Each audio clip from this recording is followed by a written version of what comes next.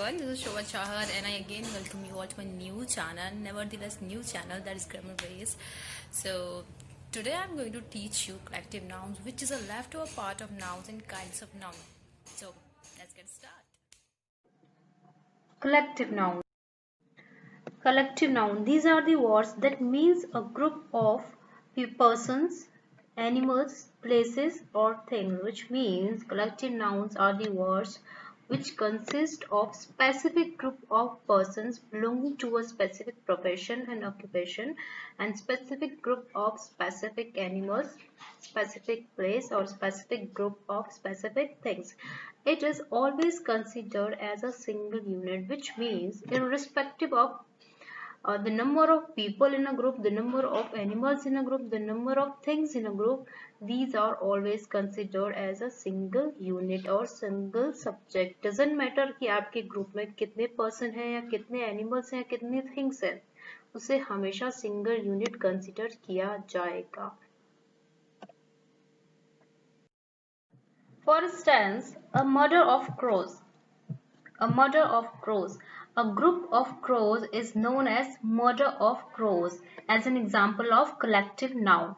A bunch of keys. A group of keys is known as bunch of keys as an example of collective noun. A bouquet of flowers. It's also an example of collective nouns. A school of fish. A group of fish is known as school of fish. School of fish. A group of lions is known as a pride of lions. Pride of lions. A group of birds is known as a flock of birds. A flock of birds. So these are the examples of collective nouns and considered as single unit. Started some important points about collective nouns.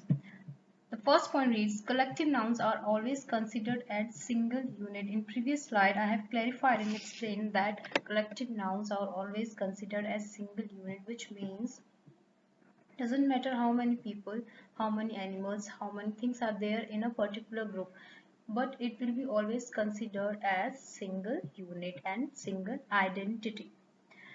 And you have to treat them as a single subject as you are treating them as a single unit and single identity.